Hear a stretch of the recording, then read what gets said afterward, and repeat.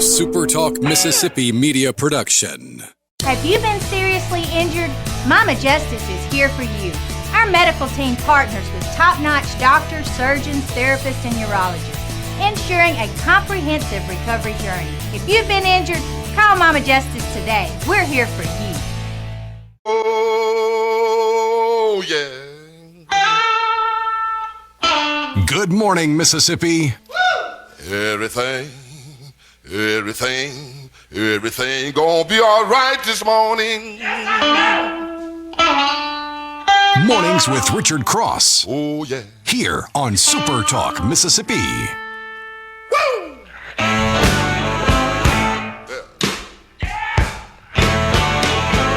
Now, when I was a young boy, at the age of 5, my mother said I was gonna be the greatest man alive. But now I'm a man. Good morning and welcome in. We have made it to the month of August. August 3rd, 2026. This is Mornings with Richard Cross on SuperTalk Mississippi, presented by Community Bank. It is nice to be back in this chair. It's great to be back with you, sharing part of your morning. And this is the week for much of the state where kids are headed back to school. There was a wave a couple of weeks ago. Some of the school districts in the state that have gone to an almost year-round school schedule finished up a little bit of a summer break and went back. But this is the week, first week of August, which is crazy because, what are we, 2 decades removed? Maybe 2.5 decades removed from feeling like the first week of September, like there was an entire month of summer remaining. That it was more like the first week of September when everybody went back to school. But that's not where we are on the calendar. And so as you try to get back into that morning routine and getting the kids out the door and awake and fed and lunch in hand and whatever homework is supposed to be going with them all, God bless you as you work through that process. Thanks for joining us. I would love to say that it feels normal to be back, that it feels right to be back. It does not feel normal to be back. I mean, this part of it does, where we say good morning and, hey, that's what the weather's going to be like by the state. But the voice that you hear, in addition to mine this morning, is that of Will East. Will, good morning to you. Good morning. And it's not that you are abnormal per se. It is just that... some ways. In some ways. For a long time, it's been Lance Tolbert that's been sitting there. And if you were with us last week, you know that we lost our friend, our colleague, my producer extraordinaire, Lance Tolbert, to a heart attack. There was a beautiful service for him on Saturday that was in Flowood, a celebration of his life, and huge crowd. The whole county was there. Yeah, it felt maybe like more. It felt like much of the county was there. I arrived a little later than I intended to. Probably, I don't know, 15 minutes, half an hour before the actual funeral service started. And man, the line was, it was the snake line. It was, it started in one hallway and then wrapped to the right of the parlor and then made a loop-de-loop and then down another hallway and then back into another room. And that's where the family was. And just a beautiful celebration for Lance. Not too long. He would have appreciated that, I think. And so Will is going to be in this spot for the foreseeable future. Will has... roughly 26 jobs now, all for the same employer, and so I appreciate you being in this morning. Mop up after we get done in here, I think we got trash cans. They hired somebody for that. you actually are off the hook on. That's the only thing I'm actually qualified to do, by the way. Well, you know that. We all do. We all do what we can. So, look. I don't know that there is a particular guidebook or a particular playbook on what we do next. in terms of how we remember Lance and how we honor Lance. Certainly, I welcome your messages on the C Spire text line, 601-879-4395. For me, I think it's just kind of going to be the way we would operate if we were just buddies hanging out. And if something pops into my head that's Lance related, I'm probably just going to say it. And we'll talk about it. And then we'll get back to the news. And I would have been, I tell you what, the first thing I would have told Lance about this morning. Yesterday, how was the weather where you were in central Mississippi yesterday, Will? It was cloudy, but very comfortable. Yeah. That's the word I would use, comfortable. Wasn't cool. Well, it wasn't Certainly. it wasn't that C word. It was a different No. C word. Comfortable, Yeah. palatable. And this morning, I got up about, I don't know what time I walked outside about 4:30 this morning to let my dog out. And, the past couple of days, I normally don't get up this early, of course, but the past couple of days, I get up, about the same time. I let the dog out about the same time this early in the morning, and it's like, whew, man, it's already hot out there.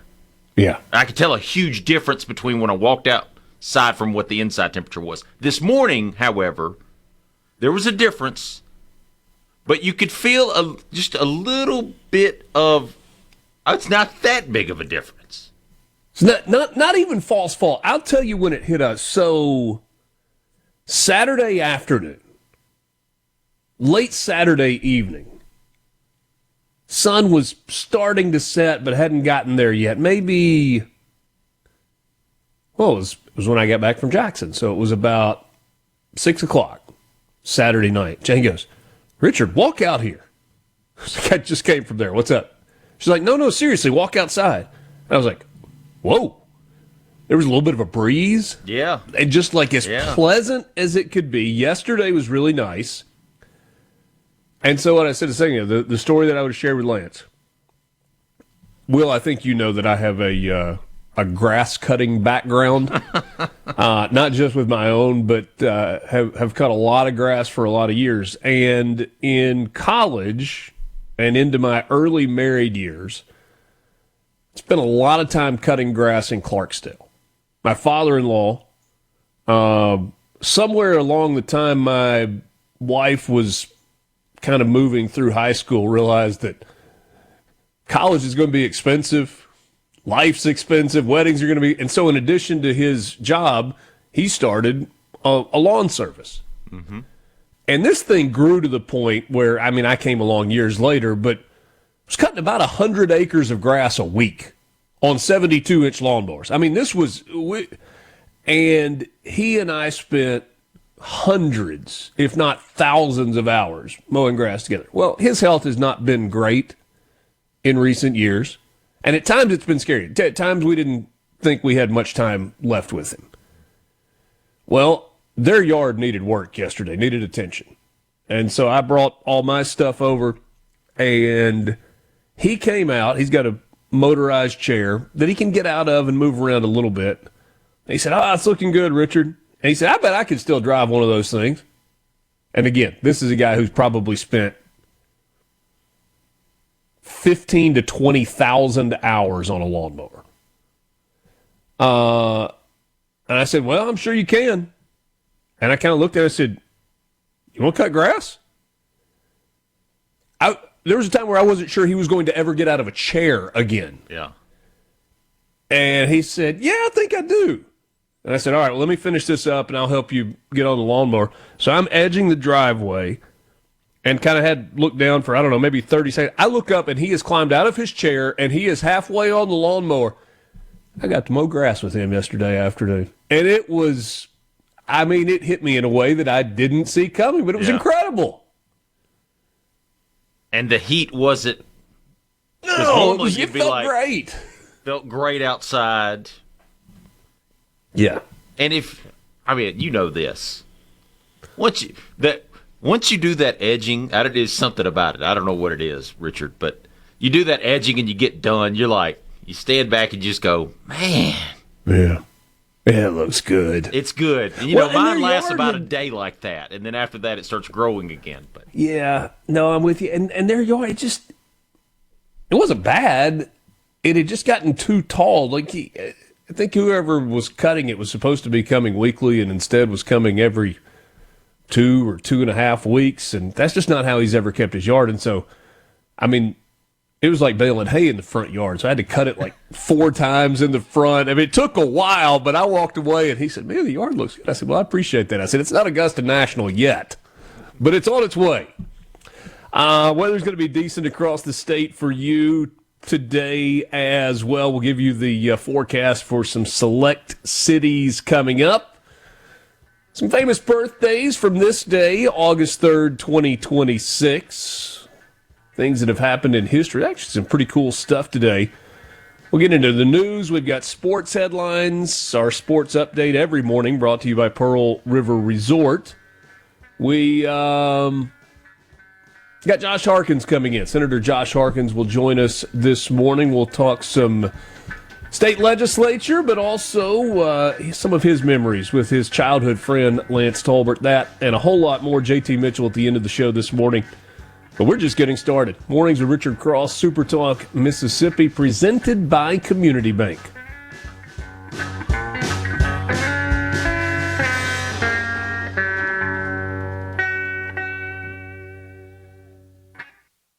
Good morning from the Venable Glade. Duck Hill to Alligator. Mississippians start their day the right way. Mornings with Richard Cross on Super Talk Mississippi.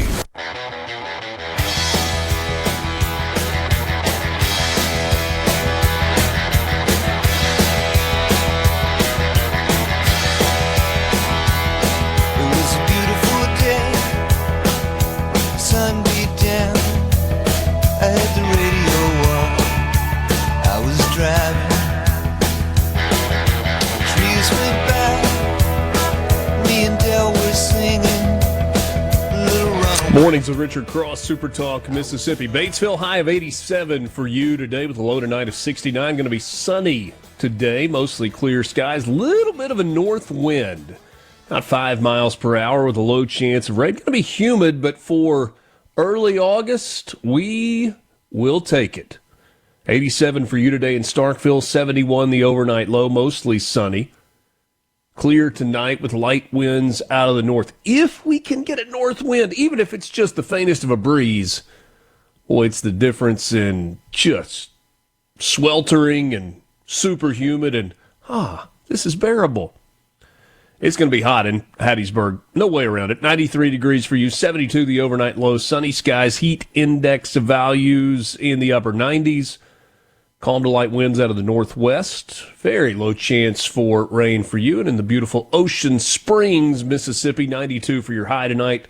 Overnight, 77 for the low. Sunny, partly cloudy, with a little bit of a chance of an isolated shower popping up, maybe even a thunderstorm. Northwest winds, 5 to 10 miles per hour, and that typical coastal Mississippi humidity for this time of year. So across the state, warm, mostly sunny, humidity down a little bit of a breeze. Should be a nice day all across the state.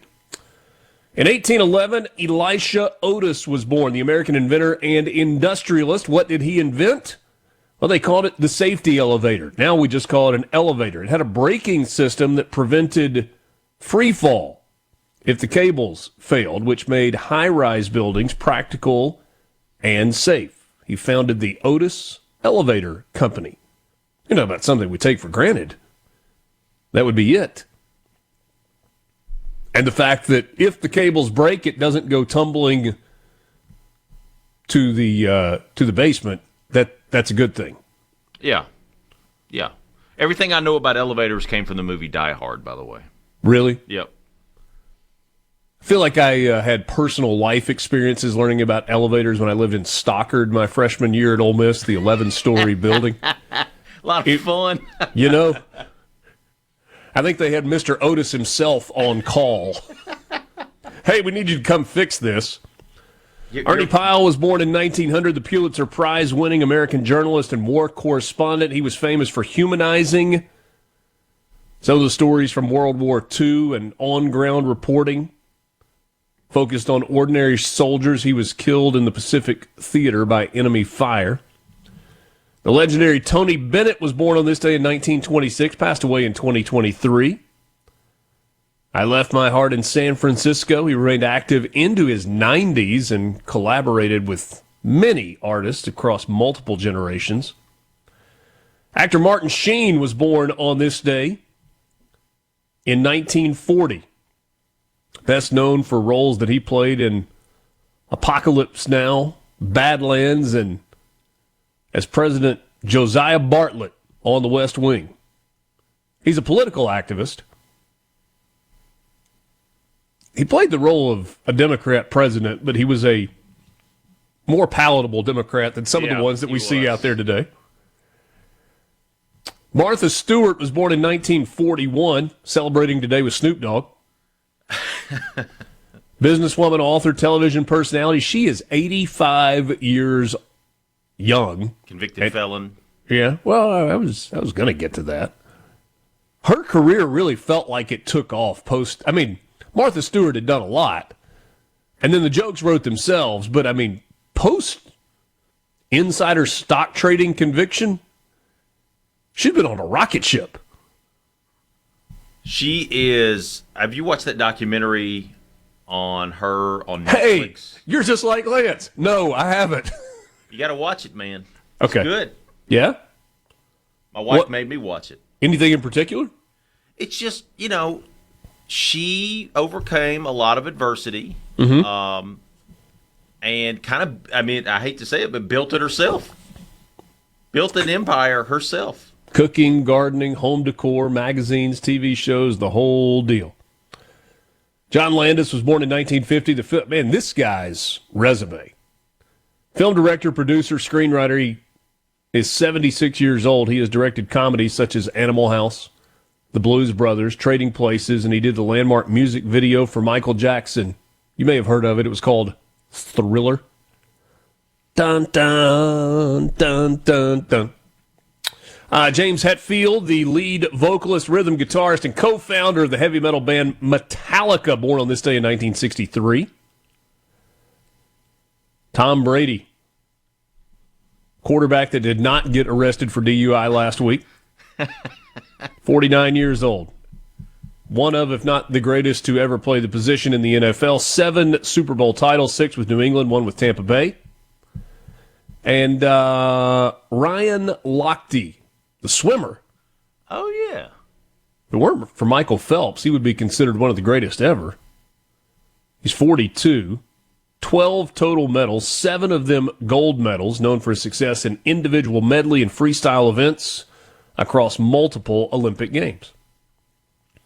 On this day in 1492,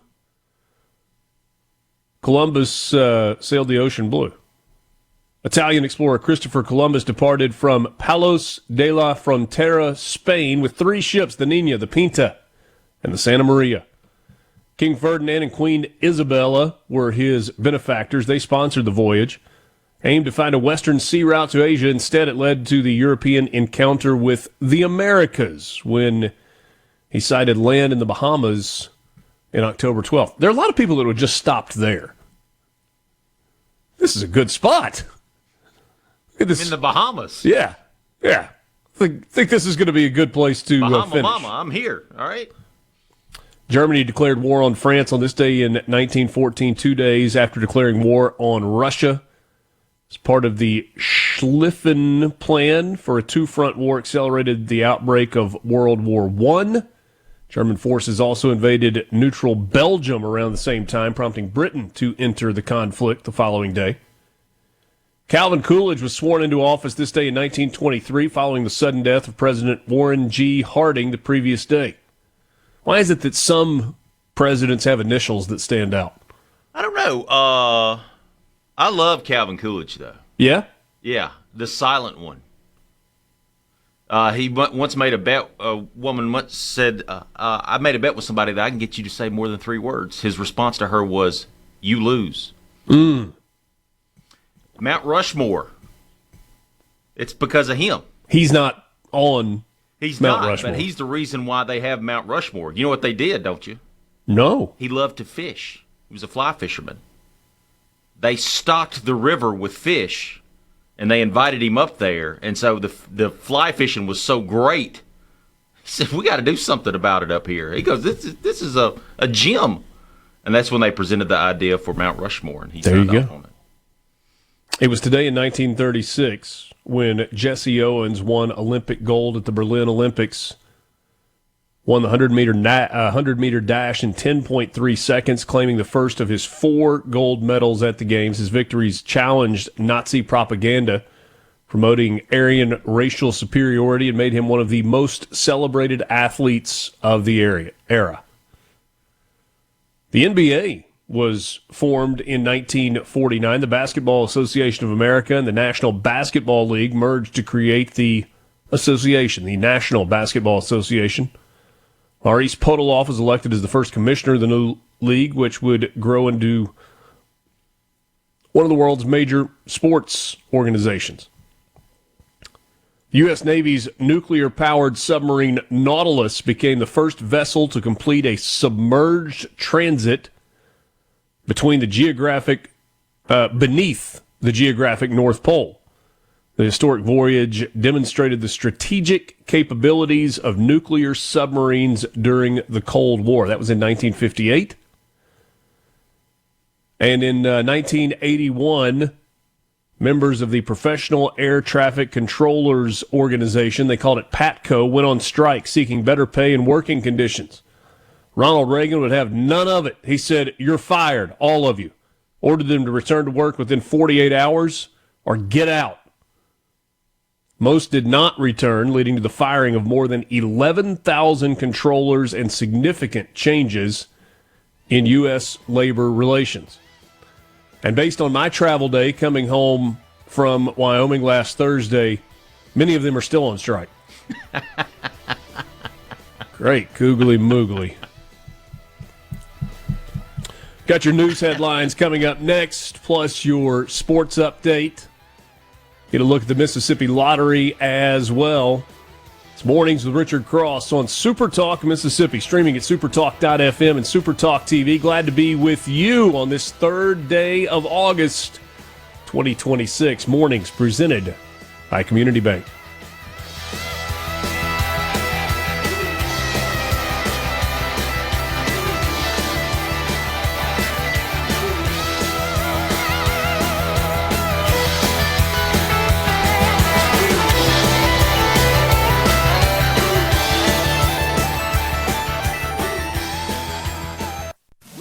From Good Morning, Mississippi. You're starting your day off right. Welcome to Mornings with Richard Cross here on Super Talk, Mississippi. It's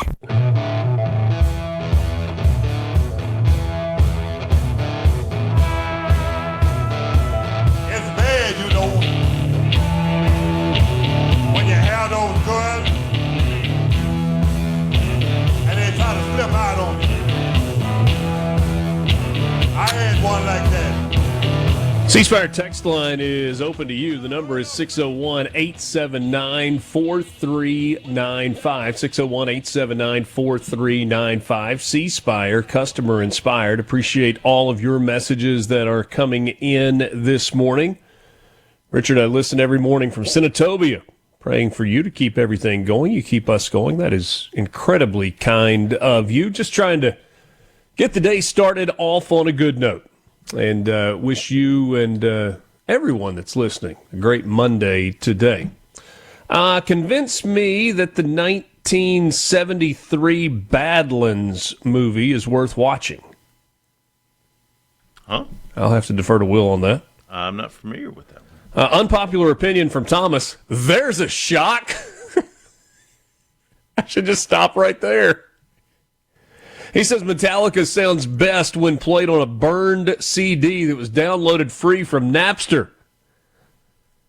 Thomas, I would submit to you that Metallica sounds best at Lane Stadium when Virginia Tech is taking the field to enter Sandman, or Mariano Rivera was coming out of the bullpen at Yankee Stadium back when he was the man. But I will submit your entry for consideration, at least. You know how they discovered that, don't you? What's that? Napster. Metallica was literally driving down the road. They were in a limo going down the road, and they had K-Rock on, the radio station, the popular rock radio station in Los Angeles. Okay. And they heard their new song, which had not been released yet. Oh. Somebody had stolen the file, put it on the internet, and they're driving down the road, and they're like, man, this new song, when we release it, it's going to be huge. And then they hear it on the radio, and they're like, how did that happen? And what? They investigated it and found out this little thing called Napster existed. They didn't pay us for that. Yeah, they didn't pay us for that. That's going to be a problem. Bubba says, good morning, Richard Wills. Can't believe it. I was out of town last week. I saw your news about Lance last Thursday. My wife left this earth at 50 years old with no warning in the way that Lance did. That was about 10 years ago. I never met him in person, but Lance is my friend. I will miss our text, which is how we talked. We really only have today, no guarantee for tomorrow. My prayers with you and his family. Certainly a reminder that every day is precious. And Bubba, you are not alone in the sentiment that Lance was your friend. There are hundreds, if not thousands, of people that would absolutely describe him in just that way. Yep. News headlines this morning. An investigation is underway after skeletal remains were discovered at an abandoned building in Jackson. Capitol Police Department said in a press release that officers were called yesterday afternoon to assist Jackson firefighters with a scene at Gallatin Street where a small fire had been extinguished. While surveying the scene, firefighters said they found what appeared to be skeletal remains within the building. Officials did not specify where exactly the small fire had been put out. Capitol Police is now actively investigating this death investigation. No further questions will be answered at this time. No word as to whether foul play is suspected. No arrests currently have been announced. Sad story here. Former Jackson State defensive back Levi Wyatt died in a car crash on Friday night. He was 23 years old. The accident happened around 11:40 p.m. at the intersection of North State Street and Belhaven Street. According to Hinds County Coroner Jeremiah Howard, Wyatt's vehicle left the roadway, overturned, and hit a light pole. He was pronounced dead at the scene. Wyatt played for Jackson State last year, recorded 12 tackles with 4 pass breakups. He declared for the 2026 NFL Draft, went undrafted, but made it clear via social media that he was also willing to play in the CFL or the XFL. Prior to Jackson State, Wyatt was named to the 2024 All-Southland Conference team.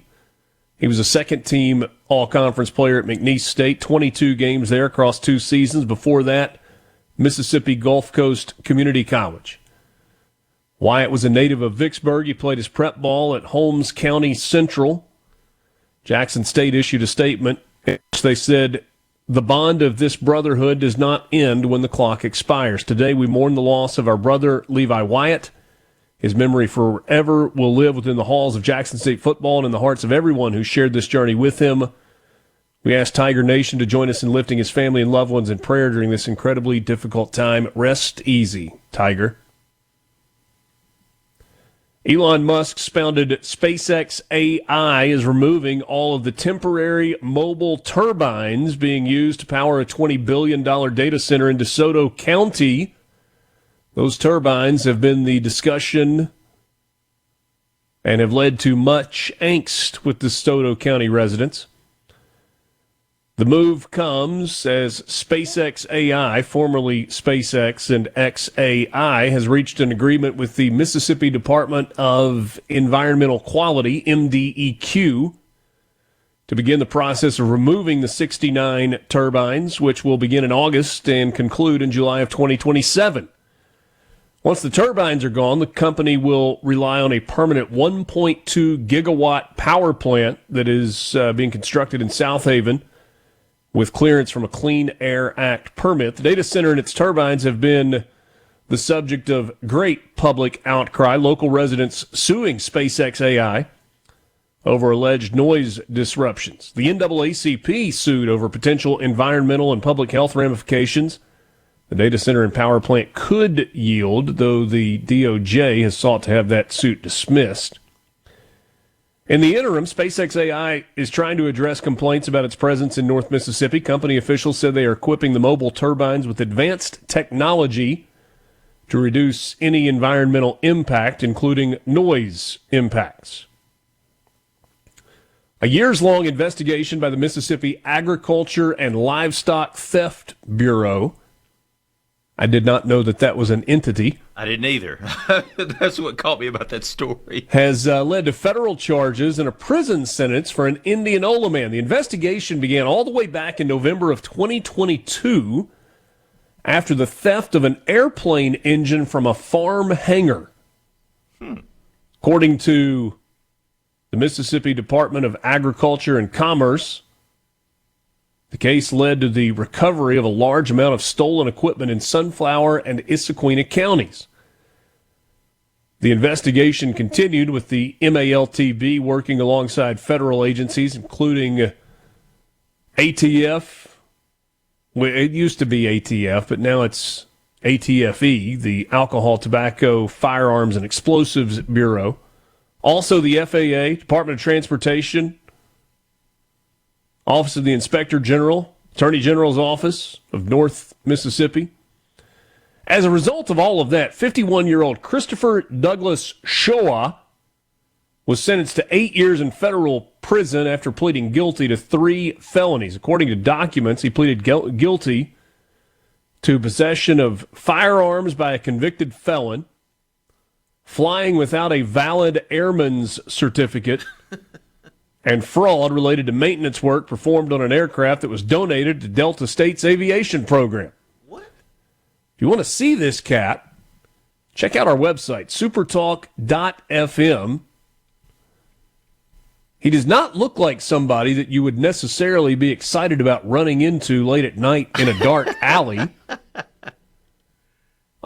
He is behind bars for the better part of the next decade.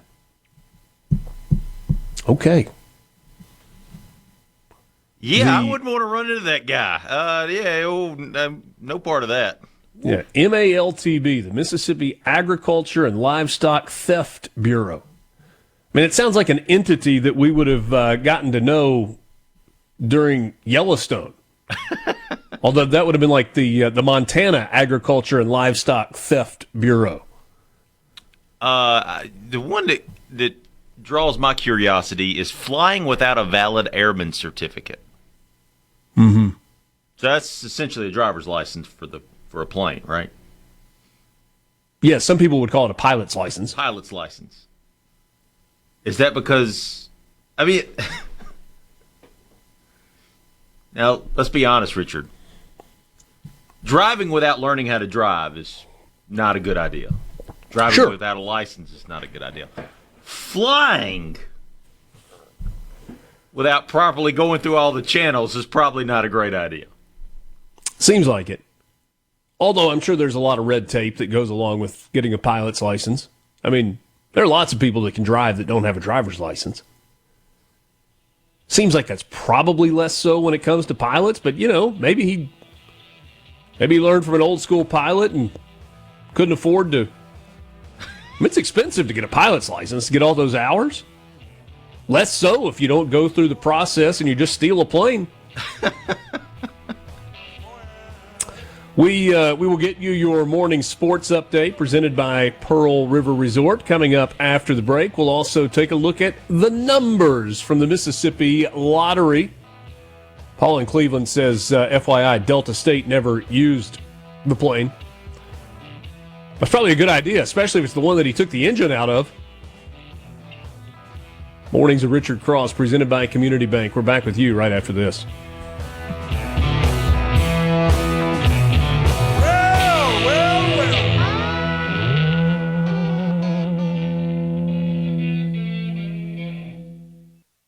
Good morning from Know what's being said in the halls of the Capitol? You're in the right place. Mornings with Richard Cross continues on Super Talk Mississippi.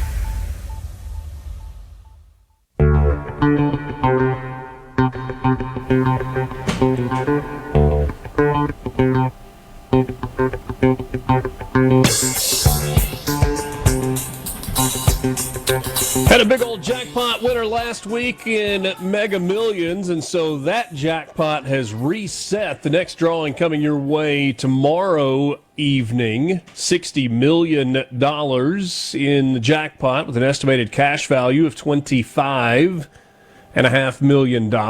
I would tell you congratulations if you won. It just wouldn't be as big a congratulations if you had won it when it was, it's 700 and something million. However, there is a big jackpot that is out there for you right now, including a drawing tonight for Powerball with an estimated total of $748 million. You take the cash value of that, $325,100,000.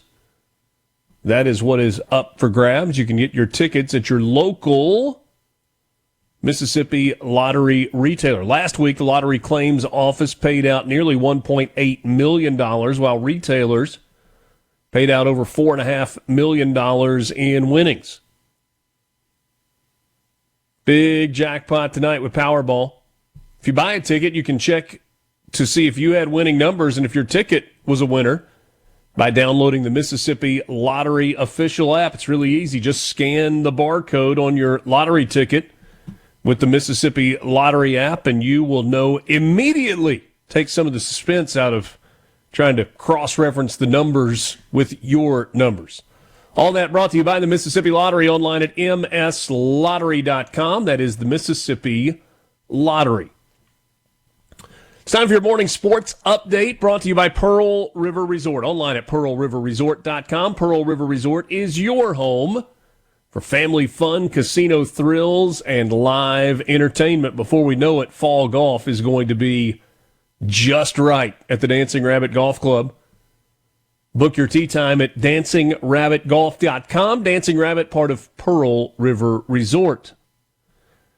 Friday night was a heavy news night for college sports. It started with a ruling from a judge in Colorado that would allow a fifth year of collegiate eligibility for players who were part of the 2022 high school recruiting class. Then, later on Friday night, we found out that the SEC and the Big Ten are finally supporting the Protect College Sports Act, which could go to a vote in the Senate this week. And then yesterday, the Colorado judge listed a clarification to her ruling. The judge who granted the right to play another year of college sports to some athletes whose eligibility ran out during last school year issued a new order yesterday that makes clear that that ruling does not include football players who signed pro contracts this summer, then had a change of heart. District Judge Charlotte Sweeney responded to an NCAA request for clarity about her Friday ruling that granted a fifth year to athletes who graduated high school in 2022 and were not included in the new NCAA rule that will allow 5 seasons of eligibility, 5 to play 5. She said that decision still stands but has no impact on other NCAA rules, including its prohibition on players signing pro contracts then coming back to college. As first written, the ruling had the potential to upend the upcoming college football season as teams are starting camp this week. There were some players who were in NFL camps who had gone through OTAs that were saying, I might go back to college. It's not going to be allowed. For example, if you needed a left tackle and you had one that graduated a year ago or finished his college eligibility a year ago and was an unsigned free agent and then signed a contract and went to camp, the idea that you could pay them more than they would make on a practice squad was a real idea, but it would have created chaos. That appears to all be off the table after Sweeney's clarification that there are no changes to the rules regarding pros, no exemptions over when athletes can enter the transfer portal, and no impact on elements of the landmark House lawsuit settlement, which dictates how many players teams can put on rosters and how much the school can pay them. And the other big story, the Big Ten and SEC have struck a deal with federal lawmakers over legislation to regulate the college sports industry. Each of the league's presidents and chancellors voted on Friday evening to swing their support behind the Protect College Sports Act in a stunning about-face at the 11th hour. Days of negotiations between senators and conference executives over the bill reached a crescendo on Friday. Many predict the bipartisan legislation has enough support to easily surpass the 60-vote threshold that would be necessary in the Senate. John Thune would have to start cloture, getting the ball rolling for a potential vote later this week before the senators go on vacation. The key components of the bill would grant the NCAA and conferences a limited antitrust exemption to re-implement the one-time transfer exception, standardize a 5-year eligibility policy, ban pro athletes from returning to college, establish an agent registry with a maximum compensation fee of 5%, and create a more strict athlete revenue share cap. Can we just get the games here, please? They're coming soon. Mornings with Richard Cross, Super Talk, Mississippi. The views and opinions expressed by the hosts, guests, and callers on this show are not the opinions of TeleSouth Communications, its management, or advertisers. Get the inside track on Mississippi politics. Mornings with Richard Cross on Super Talk Mississippi.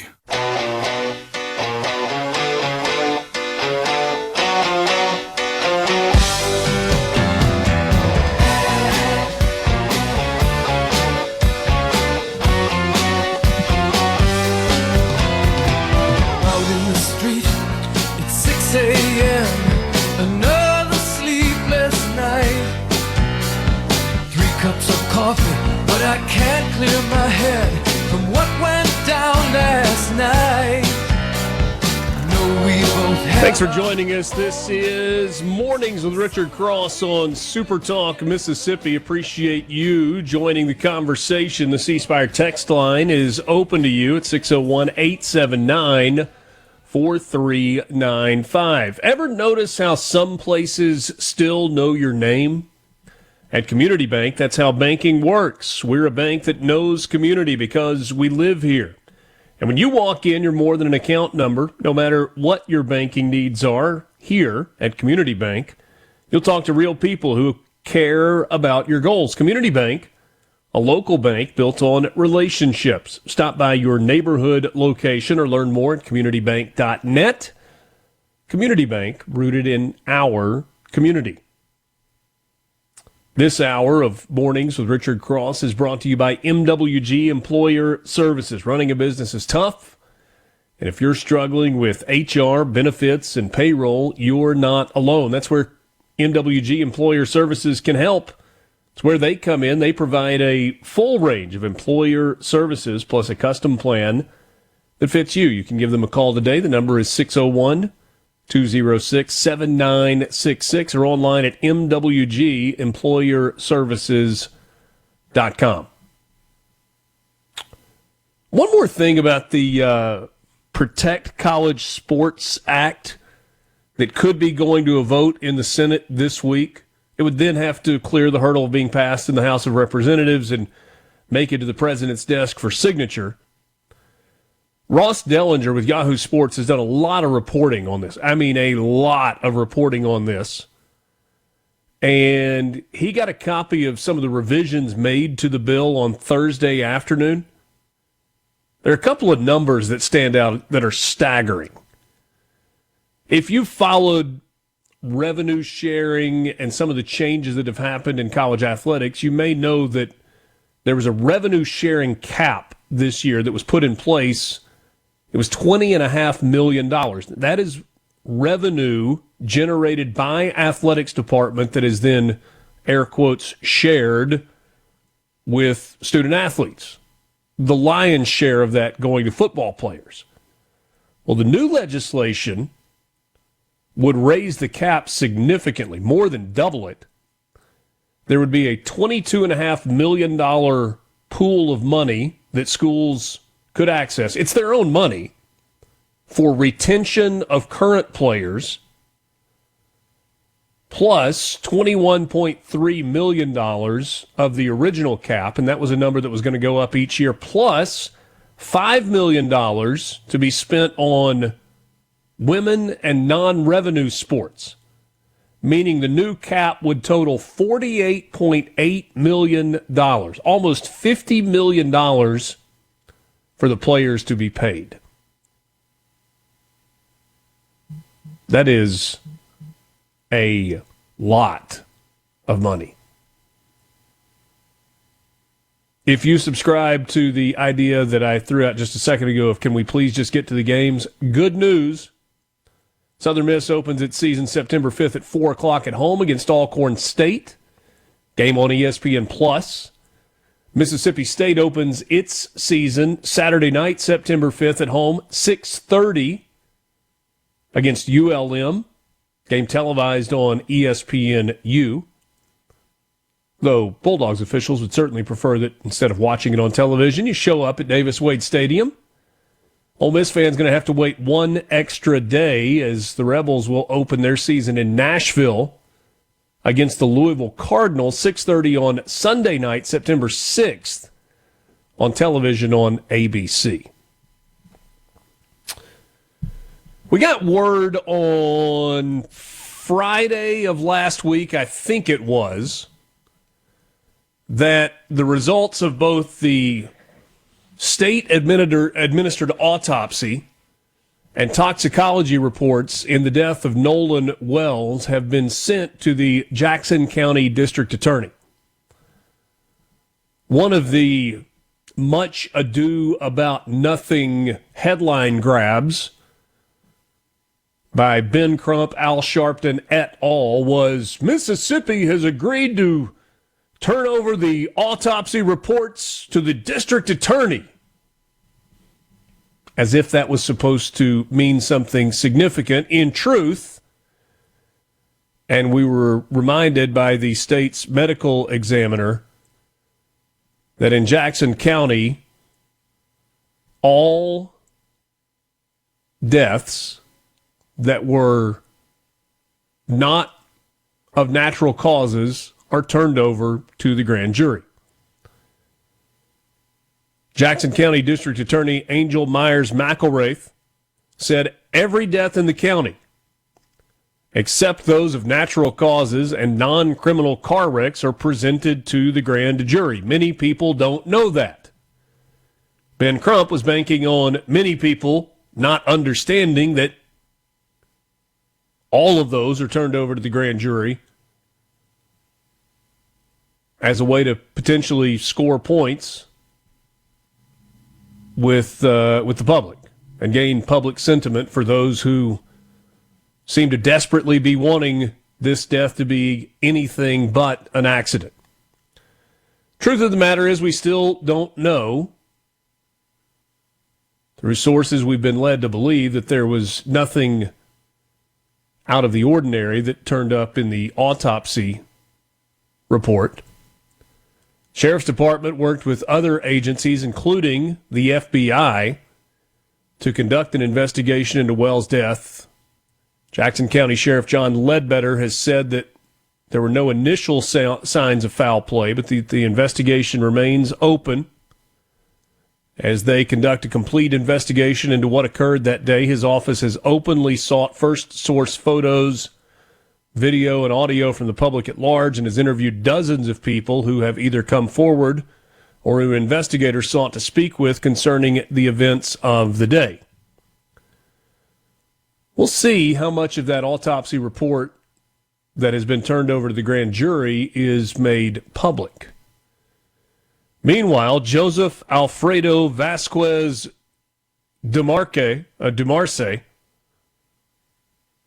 has been accused of threatening Judge Ashley Cole. A California man has been charged with threatening a Mississippi judge whose son is tied to the Nolan Wells case, according to a recently unsealed federal complaint.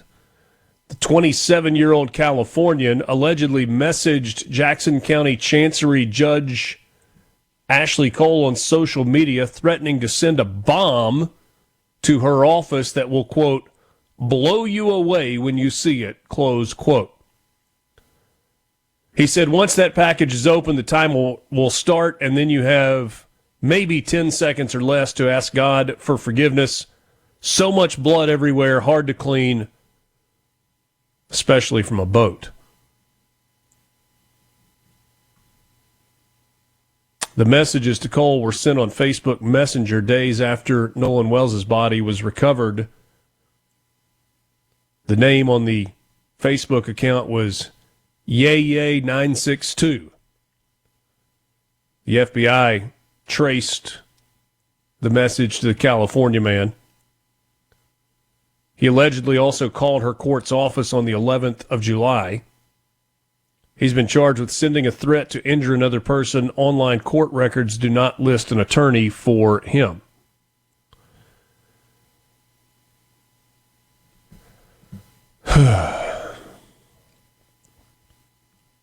And finally, a dad has had enough.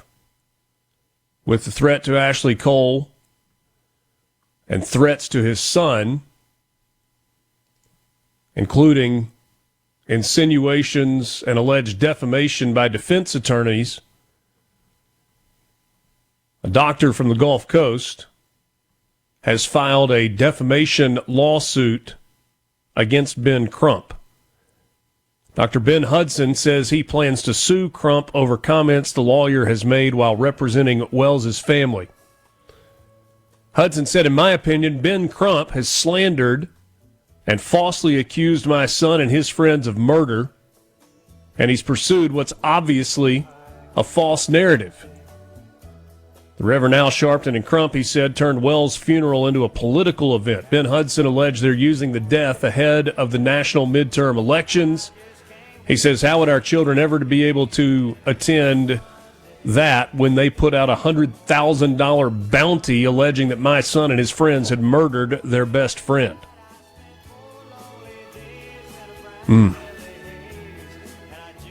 A tragic story that has turned ugly as profiteers have tried to capitalize on the death of this young man. We're back with you right after this. Josh Harkins joins us next. Good morning from the Venable Glass. Mississippi in the know. One morning at a time. Mornings with Richard Cross on SuperTalk Mississippi.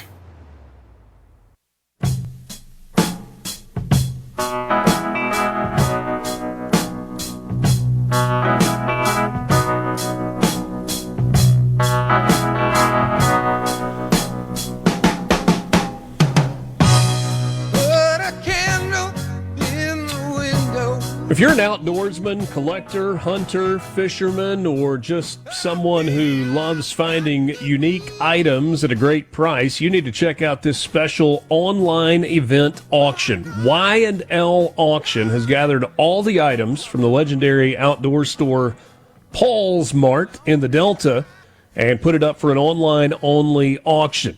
There'll be a lot of vintage fishing and hunting gear, outdoor clothing, archery equipment, muzzle loaders, jewelry, shoes, cutlery, signs, toys, lunchboxes, so much more. This is your chance to find those hard-to-find items you just don't see every day. And you can bid from the comfort of your home. Bidding is going on now through the end of the day today.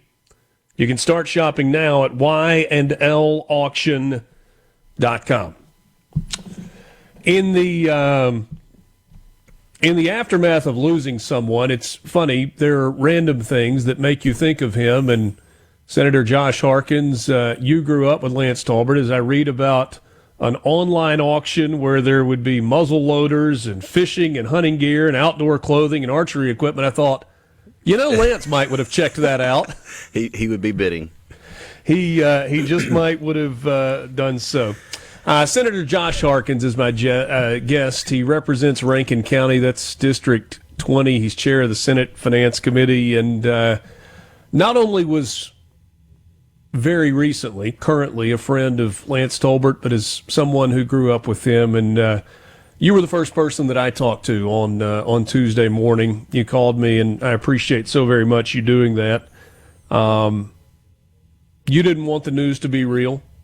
No. I certainly didn't want the news to be real, but the news is very real. We've lost a friend, a coworker, and in your case, somebody that you had known for a very long time.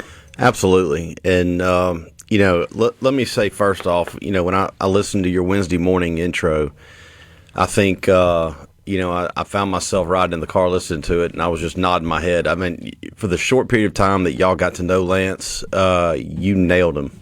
It was eerily funny how I was thinking the same thing. Some of the things you were saying. I mean, I pulled my phone up and went through our text, and my God, you wouldn't believe the text messages and the comments that we went back and forth, and the things that Lance would text about and just make comments on. He had a width of for a sense of humor that was rivaled by not very many people. His sense of humor was something that was just something to behold. And every conversation I'd have with him, whether I came in here to do an interview or whatever, we talked for two minutes in between a break. I mean, right down the hallway, we yuck it up for a minute or two, and half of it was filled with chuckles or belly laughing. I mean, he was always finding a way to make you smile, make you laugh, and just to bring up an old story or something. It didn't take Lance very long to get the story moving towards humor and laughter, and it was always a joy to be around Lance and to talk to him, and you were definitely going to miss him. Josh, I think most people know that Lance was a college baseball player. He began at Auburn. He finished his career at Ole Miss and was an accomplished pitcher. But I think there are a lot of people that don't know about who he was or what he was in terms of a high school athlete. You were a teammate and a friend growing up. He started baseball at 471. Let's make no mistake. He started baseball down on the fields off 471 in the mosquitoes and the pine trees down there in the swamp. And I mean, he was all the young people think the Dandy Dozen's something new. Lance was a Dandy Dozen back in '93. He was an incredible athlete. He was the size he was last week when he was 9 years old. I mean, the guy was absolutely a monster. When you went 8-9-year-old baseball, when you're sitting there at the plate and you're 4 feet and you got almost a 6 foot guy out there on their mound throwing heat. He was intimidating. He could absolutely blow the ball by you. He could, batting practice was a joke. Let me interrupt, because everybody that has played youth baseball has faced that guy. Yeah. There's the one kid at 10 years old, at 12 years old, who's more developed than everybody else, who hits home runs when nobody else does, who throws it harder. But so many times that guy is at his peak, the peak of his athletic career at 12 years old. He was just taking off. That wasn't the case with Lance. he was something to watch. Great pitcher all through high school. Followed him, on his journey from Auburn all the way to Ole Miss, and just super proud of him. I mean, great football player. He played quarterback. I think he focused his last year on baseball, and he was a spectacular athlete. Still looked like he could probably go throw 5-6 innings today. I mean, it was amazing. Ryan and I were talking, and he's like, "Man, how do you stay so thin? And you look like you're just in incredible shape." And it's not because of an incredibly healthy diet. No, that's what Ryan was saying. He's the guy did not eat healthy, but he looked like he could still go. I mean, it was amazing. Yeah. I talked to his sister Brandy on Saturday at the funeral, and I was struck by something that she said. She's emotional about it, but was holding things together. And she said, "Richard," she said, "the world feels like a more boring place without Lance. He was such a big personality, and his personality filled the room." And she said, "I think at least right now, that's what I miss the most, is that big, larger-than-life personality." Yeah, Lance, you kind of touched on it Wednesday morning. Lance was a big brother and loved his sister, loved Ryan and his niece and nephew, just adored him, talked about him a lot. His mom, just Miss Ann, my heart hurts for her. But, Lance was part of the fabric of a lot of people's lives that, they look to for comedic relief, for just, conversation, for being a big brother, being a son.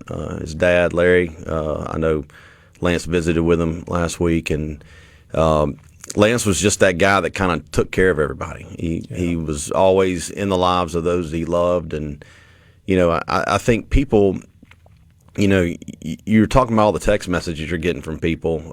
I think that's the part about talk radio that you love is that, you're driving down the road, you get to know these people. You feel like they're your friend, even though you may have never met Lance. You may have never seen him. You don't even know what he looks like. When you see his picture in the paper, you're like, oh, that's Lance. But you felt like you know him. You're listening to people riding down the road. You're nodding your head in agreement. Sometimes you're yelling at the radio. Sometimes you're laughing at the radio. You're crying at the radio. These personalities come into our lives, and we realize how precious they are. And it's moments like this that you take a step back and reflect and think about, man, I hate that we're not going to have that part of our life anymore, or we're not going to have that interaction day to day. We got the memories, but it's a lesson that we should take our friendships and our relationships a little deeper and show appreciation to people and tell people how much we care about them, think about them, and how much they mean to us. Yeah. You've been fact-checked on the C-Spire text line. He said he couldn't have spoken to Lance during breaks because Lance was texting me at that point. Oh, that's pretty good. Yeah. I'll get a message that says, last thing that Lance and I texted about was that old smoke alarm battery. We're talking about Robert Johnson and his security alarm that beeps when he's on in the background. And Thomas says, I'm at least 500 texts short for the week. I don't know when Lance ever slept. He didn't sleep a lot. No. That felt to be something that we had in common. Look, you mentioned just a second ago nieces and nephews, and I bumped into a friend that I graduated high school with and played football with who was in the line to see Lance. And I said, Chris, what are you doing here? And he's lived in the Rankin County area for a number of years now, and he said that his son had grown up with Ryan and Brandy's son, mm-hmm. and had played soccer together and been at baseball fields. And he said, Lance was at every game that he could possibly be at. He said he was a fixture alongside his mother Ann at his nephew and niece's sporting events. Oh, absolutely. Well, I mean, I think Lance loved living through his niece and nephew, watching them play sports, and they are, as you would expect, great athletes. Going to be incredible young kids to watch grow up. But I think that's where he got a lot of joy in life, is watching them and just following them and going with his mom to watch them play. I mean, they were at all the games. I would see them at school, at events, and so I know he was very, very proud of them. Yeah. Visiting with Senator Josh Harkins. He represents District 20. That is in Rankin County. He was a lifelong friend of our colleague and our friend, the late Lance Tolbert. We'll continue to honor his memory and might get into some legislative business on the other side of this break as well. It's Mornings with Richard Cross on SuperTalk Mississippi, presented by Community Bank. We're back with you right after this. Mama, take me home, country roads, take me home, country roads, take me home, country roads.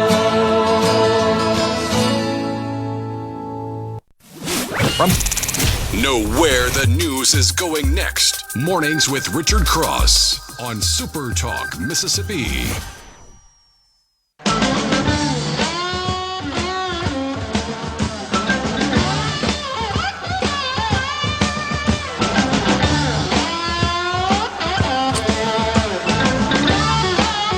I feel like so much of the discussion around Lance Tolbert has been about text messages. He was a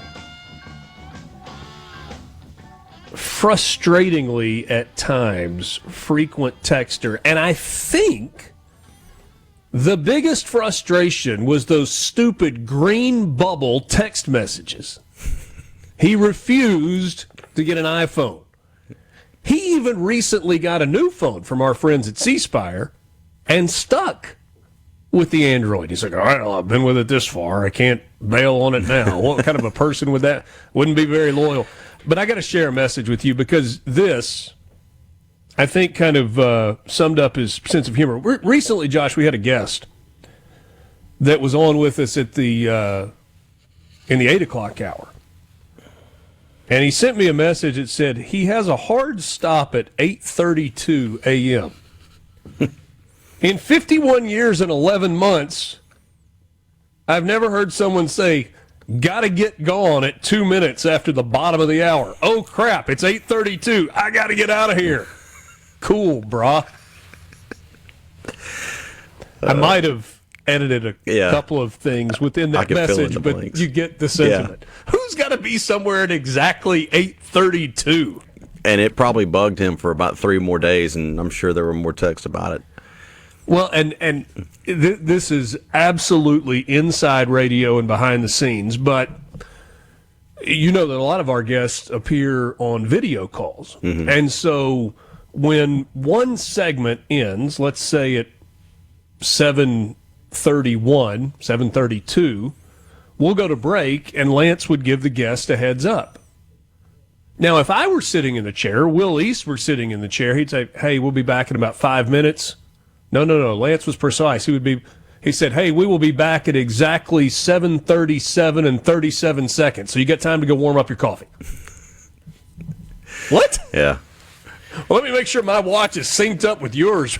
Look, I think, and they hit on it. Let me say, Caleb did an incredible job at the service, eulogizing Lance. It was another... Caleb Sailors, who works on the SuperTalk Mississippi news team and is also a minister, delivered the address at the funeral. Absolutely, and did a wonderful job. Mm-hmm. What people don't I mean, I guess you could kind of deduce by listening to the comments about Lance was smart. Lance was not just some, oaf that was an athlete in high school. Lance was brilliant. He was smart. He was inquisitive, and you talked about all his career trajectory was. I mean, it was almost like he wanted to stay in long enough where he could learn everything about something and then move on to something else. And the guy was, as Chris Sarton so eloquently stated in his Facebook post, Lance was a Renaissance man. He was he was a unique individual that was inquisitive, that asked questions, that wanted to learn more, that was never just satisfied with hearing something and moving on. He wanted to investigate, and I mean, I would get text messages in the middle of the day during the session. What's going on with this, or what's happening here. He wanted to know more. He was like a sponge with information, and sometimes it would lead to some interesting conversations and. A text message in the morning like, hey, I was on YouTube last night and I saw this, and and then God, AI came along, and then you'd get pictures of he'd send me a picture of the Ayatollah and walking a cat, or just some of the most incredibly just like, what are you doing, Lance? So you got the Iranian? Oh yes, I got all that, and oh, God, it was just so funny. But, I think more importantly, the point that Caleb said, and I think it's really important that we know is, and if we say what we say as Christians and believers, part of us in the sadness and everything with this, but we have to be happy that Lance is where he is now. He's in a better place. And, ultimately at the end of the day, that's comforting to know that's where Lance knew where he was going. And, I was so proud of Caleb and the job he did, and it's amazing how you knew Lance for a snapshot in time compared to some of us. But I mean, I saw my friends sit there nodding their head while he was talking. I mean, he was talking about Lance and the things he did. I mean, getting out of intersection and pump faking a ball like he's going to throw it at a car down the street. That's Lance, and just. So many things about him. It warmed my heart, and it made me really, in a difficult situation, to put a smile on my face. And I'm so glad that he did that yesterday and was able to encapsulate Lance to everybody that was there. And there was a crowd of people, and it was I know it made his family feel good to see see all these people there. I had a ton of classmates that came in for it. I had some that weren't able to be there but were texting during the day, and it was a lot of love being poured on Miss Ann and Larry and Brandy and the family. So, we get the biblical imagery of heaven with the streets of gold and the crystal sea, but I think a lot of us have our own imagery in our head of what heaven may be, because it's described as this perfect place beyond imagination. And so we kind of go to whatever our perfect place is, whether it's, an Augusta National that goes on forever, or it's, the perfect baseball stadium. For Lance, his image of heaven would probably have been a deer camp. Yep. With dogs, and the ability to just soak in the beauty of nature around him, and so I hope that's what he's got. I have no doubt he has not made it past the gate yet. He's probably still in deep conversation with the man sitting there. Especially if it's a cash register right there. I'm not making light of that, but his ability to strike up conversations with those who are working behind the counter at convenience stores. For the absolutely. longest time, I thought he was joking. No, because he would send me, my Indian buddy behind the register at the Quick Mart on Fannin Street, and I was like, oh yeah, sure. And then that was true. Serious. Yeah. That was true. Lance never met a stranger. That's the one thing he could strike up a conversation no matter what room you put him in. He felt comfortable in. I shared this on Wednesday, and I don't think I'm breaking any trust by doing so, because some of you have asked, and whether it's morbid curiosity or genuine concern, there are people that have said, hey, what happened? Family shared this with me. Yeah. And I feel comfortable sharing it with you. They are not having an autopsy performed for Lance, but family has had conversations with medical personnel based on how they found him and the way that it appears that he very peacefully died. They believe that he had a massive heart attack. Yeah. What most people would describe as a widowmaker, whether it was exactly that or not, I don't know. But the family is comfortable in. His mother shared this with me, and I think it's okay to share this. He had we told you he'd been working in the yard, and he was sitting in a chair on the porch, the same chair that he always sat in. He had his phone in his hand, was watching videos on YouTube or Instagram or whatever, and was throwing the ball with his dogs. That was his routine. And when his mom came back out, it looked like he was asleep, and she tried to wake him up, and he didn't respond, and she kind of nudged him, and then she called friends and medical professionals, and he was in the exact same position when she had last seen him, with his hands in his lap, the video on his phone still playing, his legs crossed, and his two beloved dogs sitting right there at his feet. But his head was slumped over as if he had taken a nap, and it was just over. Yeah. It was peaceful. I think is the point that they're wanting us to know. 51, almost 52, is so incredibly too young and too soon. But if you got to go, I'm not so sure that's not the way to go. Yeah. Yeah, and I think it's the point of why they shared that with us. I think was to let us know that he was at peace. Yeah, and that's at some level it should provide comfort at some point. I know it doesn't make anything feel better today, but it's the point you're making is too young. I mean, he was probably 2 weeks away from his birthday. I think his birthday is coming up in August, and Lance never took any time off, Josh. I mean, no. He worked and he worked and he worked. He worked 6 days a week, but doggone it if on my calendar he had not taken off his birthday week and was going to have some time just to unwind and unplug. Yep.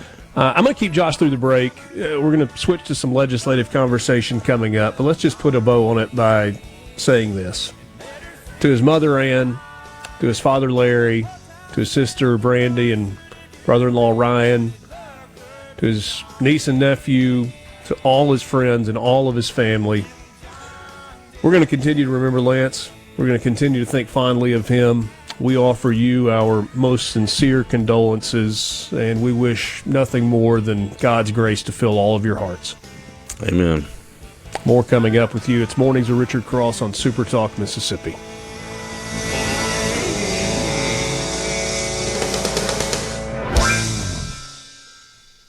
Good morning. No filibuster. Just everything you need to know to start your day smarter. Mornings with Richard Cross on Super Talk Mississippi.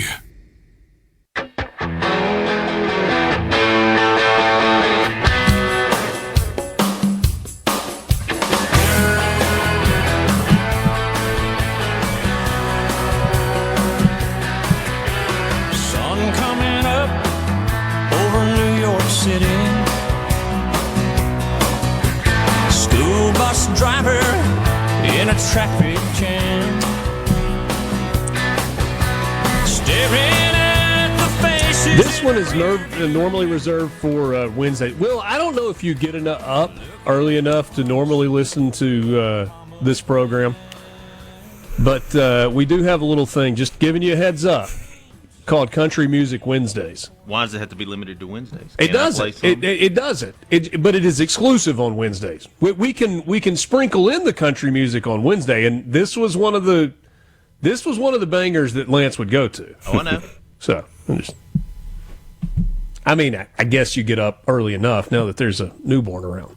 Yes. But Senator Josh Harkins is my guest. We have been laughing a bit and maybe going through a little bit of public catharsis after the loss of our friend Lance Tolbert. There's no easy way to transition, so I'm just going to kind of make a jump cut here, if you don't mind, and talk professional work just for a second. You are on this redistricting committee that the lieutenant governor has put together. So we got a Senate redistricting committee. There's a House redistricting committee. Everybody's looking about redistricting. At some point, all of you have to come together. Where are we in the redistricting conversation, recognizing that it's kind of a three-pronged conversation, that there's legislative redistricting, Supreme Court redistricting, and then also congressional redistricting? Yeah. All of those topics are on the table. Yeah, so the joint committee will actually meet today at 2:00.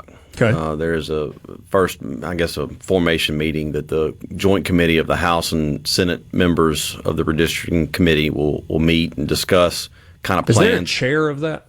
We'll elect a chair. I think it may flip back and forth. One time a House will be the chair. I think next time the Senate's chair. I'm not sure how that works, but we'll get a chair between the two and discuss meetings. I think there's a plan to have meetings across the state, hearings, to allow public comment. And we will meet to discuss redistricting and what that's going to look like. Whether you go back to the 22 maps that we adopted, or do you just redistrict altogether under the new provisions after the Calais case? So we will meet to discuss that today, and I don't think there's anything that's going to be done on congressional this right now. We've already had the primary election. I think it's probably going to be into the future. Maybe gets addressed in the session, maybe. But legislative and Supreme Court does impact the elections coming up in 27. Right. And you need to have those districts if you're going to do new districts, if you're going to redistrict based on the Supreme Court ruling. You need to have those in place before qualifying, I would think. It would be my which begins January 1st. January 1st, January 2nd, whatever. It may fall on a weekend, but it starts the 1st of January, runs through February 1st. And so having those new districts in place beforehand is important, so you know what district you're running in and who potentially, if you're maybe running and you think you want to run against somebody, you need to make sure they're still in your district. Let me ask you this: you guys and gals in the legislature don't always move at the same pace that much of Mississippi would like to see, but with an expedited timeline here, I mean, are you about to be meeting a lot? Because I mean, I would assume you'd have to have some special meetings in September, I guess August, September, and October. I mean, you've got to have the hearings. I think you have to have the hearings. I'm not exactly sure what the constitutional ruling is on how you proceed in a redistricting, but that's what we're going to discuss today to find out what's necessary and go through those steps and then come up with a plan. And I would assume you'd have to have the governor call a special session to do a redistricting. Does it feel like that's an early December thing? I would believe so. I mean, it may be sooner. I don't know when. It just depends on when we can get everything. I mean, I think we'll know more after today. We'll have a little bit better kind of roadmap of what's going to have to happen in order to get to that point. There'll have to be consultation with the lieutenant governor and speaker and the governor, and probably have a special session before in December. I guess would be the latest you'd have to have it, so you could adopt it and have those lines drawn in the system. Now, I think there are some concerns on timing with the Secretary of State's system on actually getting the maps installed. So right. There's a lot of pieces of the puzzle that have to be put together to make this work. But when you redistrict also the Supreme Court districts, that in transportation, the Public Service Commission, all run under those lines. So there's a lot involved and a lot to have to work through. We're just scratching the surface on that topic. Yep. We will dig deeper on another day. Josh, I really appreciate you coming in today. Thank you, Richard. For sharing. It was good to see you this weekend and the SuperTalk family. We appreciate it. Mornings with Richard Cross, 8 o'clock hour is on the way. My guest has been Senator Josh Harkins. He represents District 20, that is Rankin County, but today here in less of his role as a senator and more of his role as a friend to our friend, the late Lance Tolbert. We're back with you after this. You pour yourself a cup of coffee and get the Magnolia State's most important news of the day. Mornings with Richard Cross on SuperTalk Mississippi.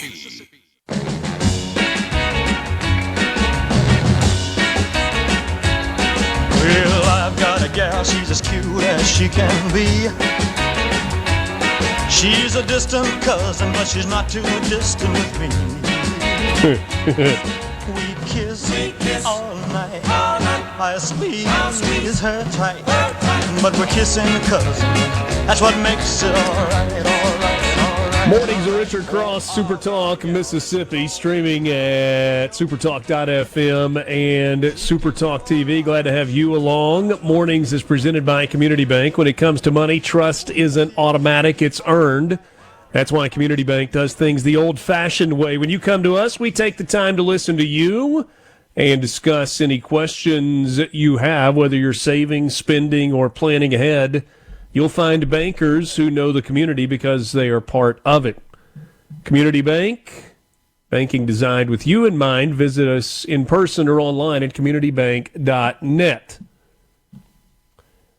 Maine, as in the state, M-A-I-N-E, northeast corner of the United States of America. Maine Democrat Senate candidate Troy Jackson. Remember, it was Graham Plattner, and turned out he was not a good person.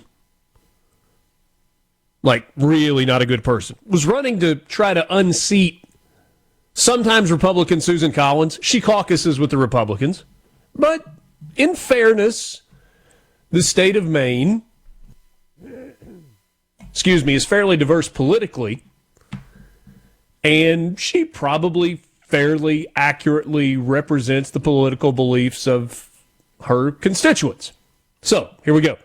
Maine Democratic Senate candidate Troy Jackson is in a long-term relationship with his high school sweetheart, who also happens to be his second cousin.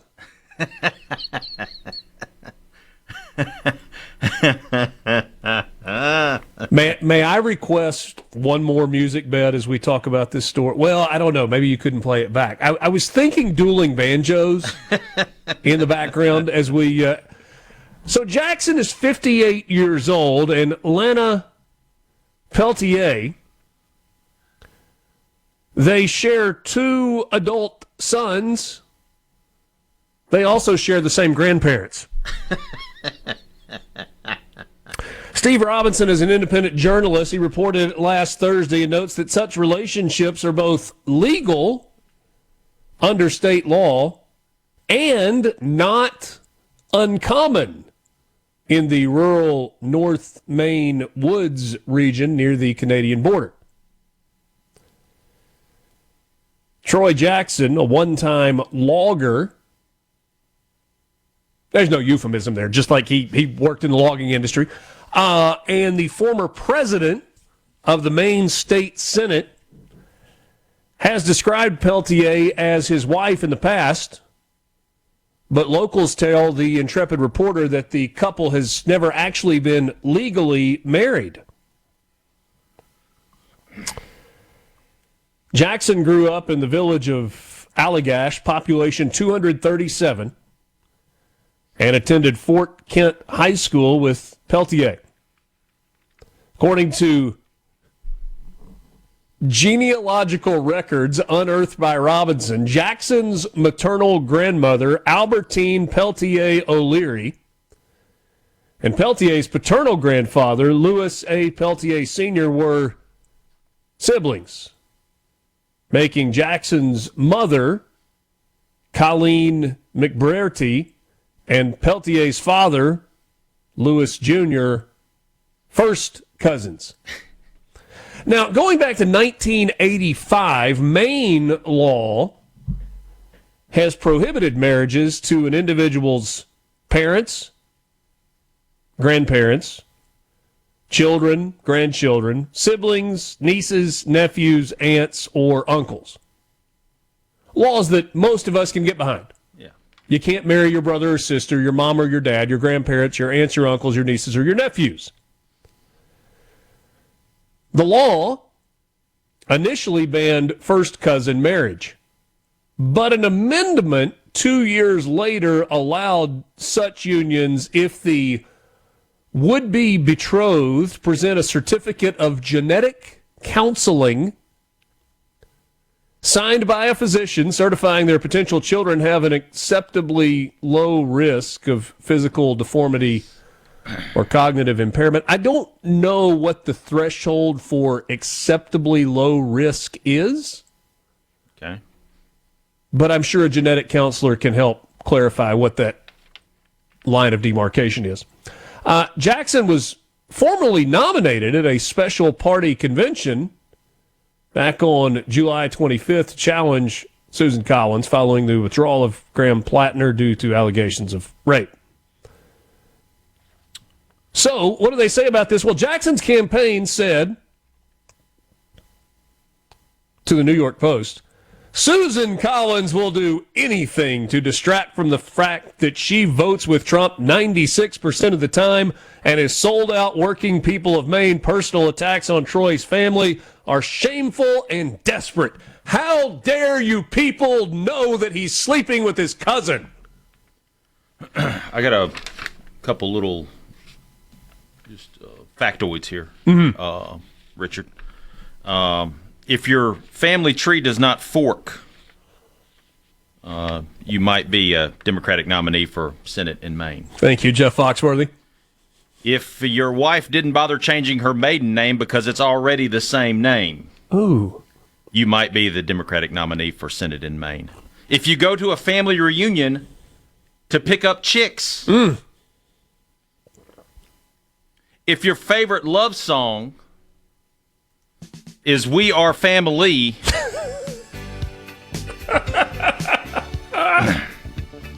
if your aunt and uncle are at your house because you invited the in-laws over.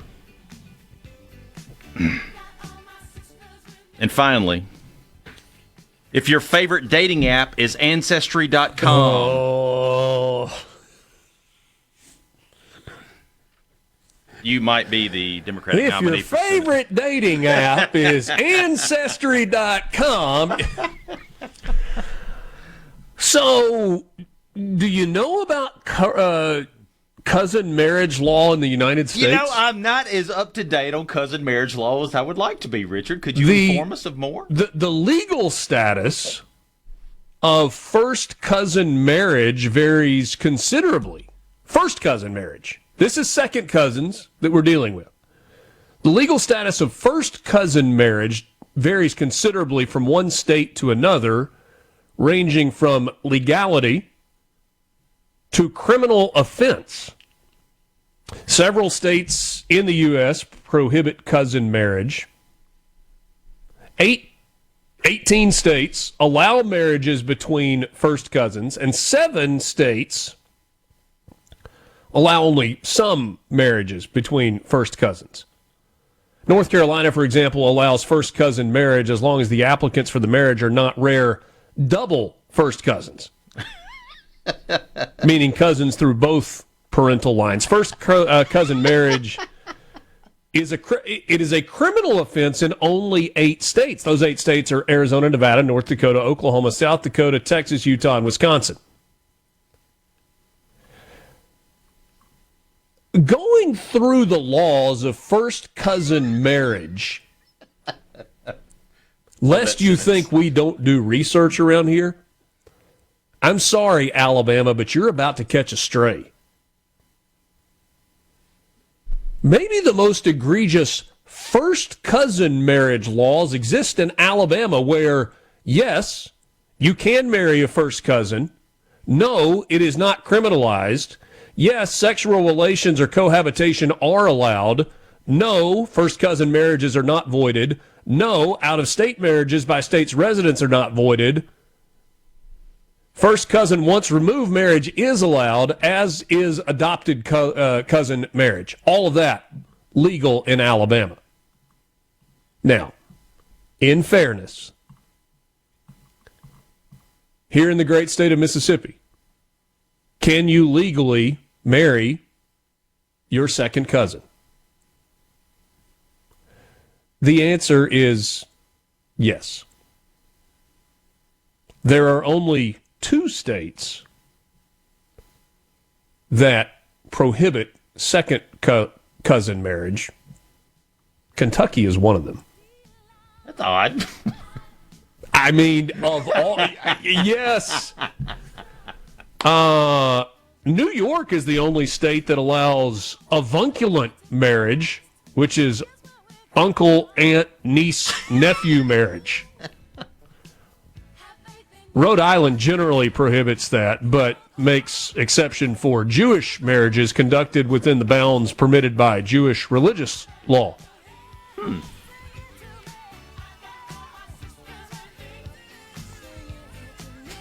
We are family. Thomas in Greenwood. Wait, is that what family reunions are for? Mixers? We're back with you after this.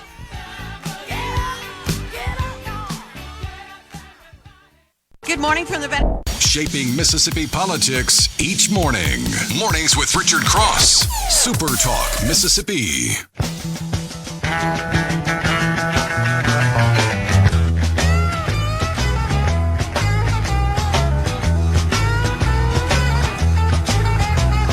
Trucking, got my chips cashed in, keep trucking, like the Doodah Man together. Kentucky and Nevada, the 2 states that prohibit second cousin marriage. The only 2. Just so you know. Football is almost here, but you know what is actually here? Sports Talk Mississippi and the 2nd annual Not Fall Camp Tour. Stops in Hattiesburg, Starkville, and Oxford to get you ready for the upcoming college football season. Conversations with players and coaches and administrators all to get ready for the 2026 football season. And tomorrow is stop number 1. Sports Talk Mississippi, Brian Haydad and Michael Borky will be at Sully's in Hattiesburg. And I got some pretty good giveaways for you. The Not Fall Camp Tour is presented by Pearl River Resort, your home for family fun, casino thrills, and live entertainment. Visit pearlriverresort.com for more information. I will tell you that last year, in terms of giveaways, Will, the most popular item, and they went fast, were the SuperTalk Mississippi hats. Yeah, I never got one. That's how fast they went. Well, you got one right there behind you. Yeah, I do. This is kind of dirty. It's got it's been like a yard work hat. That was one of the ones. Had a couple of different styles that we did. So we did the trucker style hats, and we also did the kind of performance weight hats. I'm here to tell you, we got more, and we got some variety. And a slightly tweaked logo that I think you're going to like. Now, the Super Talk microphone not going anywhere, but it now rests inside the state of Mississippi for the logo. Maybe in the next break I'll go grab one of those. So a bunch of color varieties, and it's going to be fun. So we got a bunch of hats to give away. And you're not going to want to miss the Not Fall Camp Tour presented by Pearl River Resort. You a Spider-Man guy? Yeah, I like Spider-Man. Like the comic book, the cartoon, the actual movies? When I was a kid, I liked the comic book, and then when those was it Tobey Maguire movies? Oh, yeah. The original movies, I loved them. The first two movies are really good. The third one was terrible, but the new movies, I watched them a little bit later after they came out. I didn't watch them at the theater or anything, but I've enjoyed them. My son went with a group on Friday night to see the new Spider-Man movie, and he clearly was not alone. Spider-Man,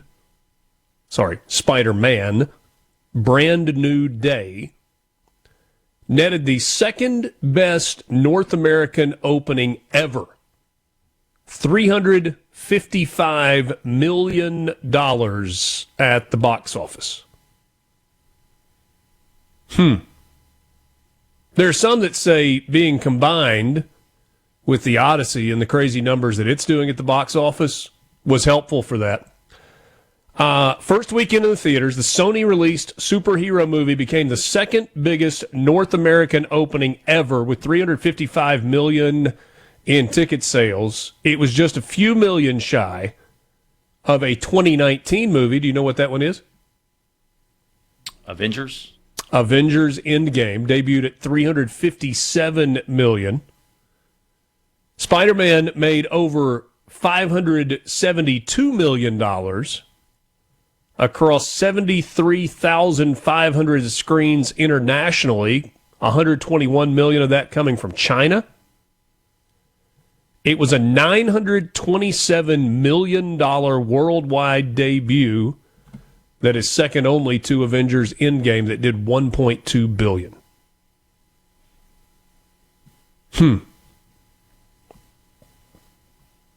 That's impressive. Yeah, superhero movies as of late have not done well for the most part. The most recent one was the Supergirl movie. And I think a good portion of that was because some of the comments made by the star before Tom Holland? No, I'm talking about the Supergirl movie. Millie Adcock, something like that. Okay. She said some stuff about how she didn't want Christian dads coming to see her movie. I feel like the Marvel Spider-Man crew was like, everybody's welcome. So Tom Holland's run as the comic book web slinger has been a mighty one. No Way Home, his third standalone Spider-Man movie, made over $1.9 billion worldwide to become the 8th highest earning movie of all time, not accounting for inflation. It's also the first movie since the beginning of the pandemic to cross the $1 billion mark, but the triumph of Brand New Day, coming on the heels of another major movie featuring Holland and Zendaya, that was Christopher Nolan's The Odyssey, slid to second place this weekend. Their combined might helped propel the biggest weekend of all time for North American movie theaters, an estimated $430 million in total ticket sales this past weekend. That's crazy that they're in the same movie. Yeah. Both of them. Yeah, it is. Cost $225 million to produce it, not including marketing expenses. So they got into profit territory quickly. Yeah. Do y'all go to the movies very often? Nope. Kids do. In fact, 2 of my 3 went to movies this weekend. Obi went and saw Spider-Man with some buddies on Friday night, and Francis went Saturday afternoon, I think it was, and saw Minions. I don't know if there's a new Minions movie or it's a re-release. I didn't ask questions. I can't keep up with them. Yeah. So you got that going, and you've also got this happening. Senate leaders reached a funding deal to avoid a shutdown during campaign season. If there's one thing Republicans and Democrats can agree on, it's having a government shutdown as we go into midterms, not a good idea. We don't agree on anything except for the fact that people are going to be mad if the government's not open.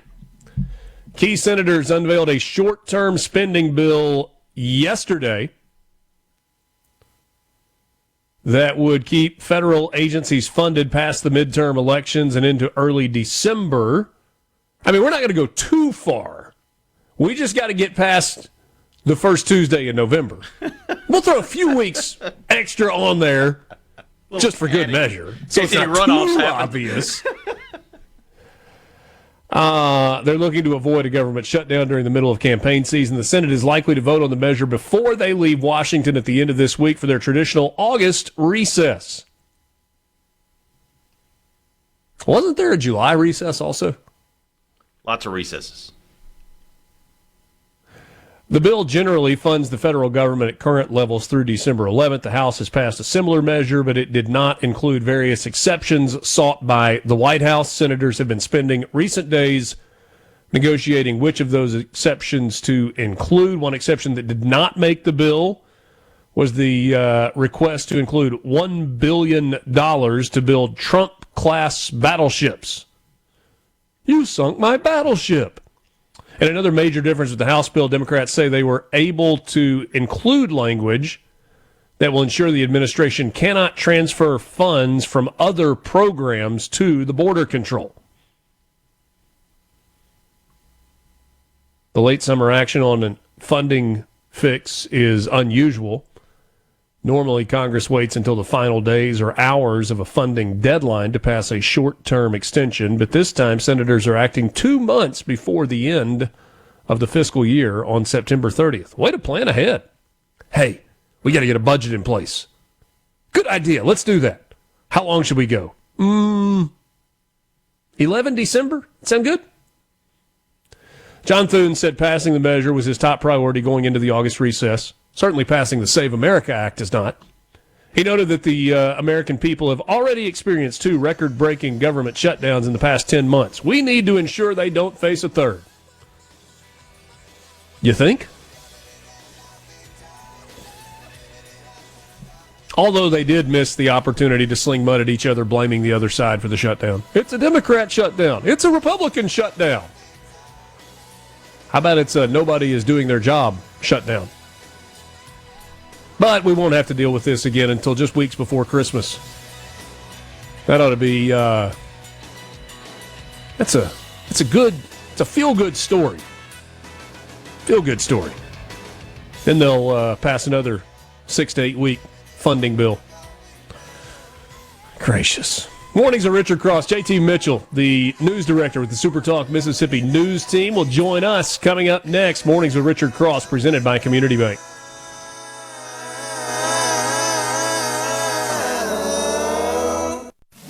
From the Mornings with Richard Cross, here on SuperTalk Mississippi.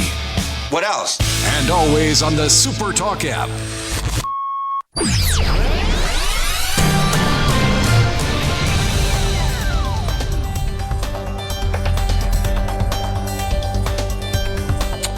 The One Plan from C Spire is here. Fiber home internet and wireless, only $99 a month for new and current C Spire customers. One plan, one price, one experience, zero compromise. You can save over $700 a year with 3 phone lines from C Spire compared to AT&T. Plus, with 5-year price lock, you pay one rate with no surprises guaranteed. So don't wait. Get the One Plan today. Visit your local C Spire store or shop online now at cspire.com/oneplan. C Spire, customer inspired. The C Spire text line is open to you at 601-879-4395.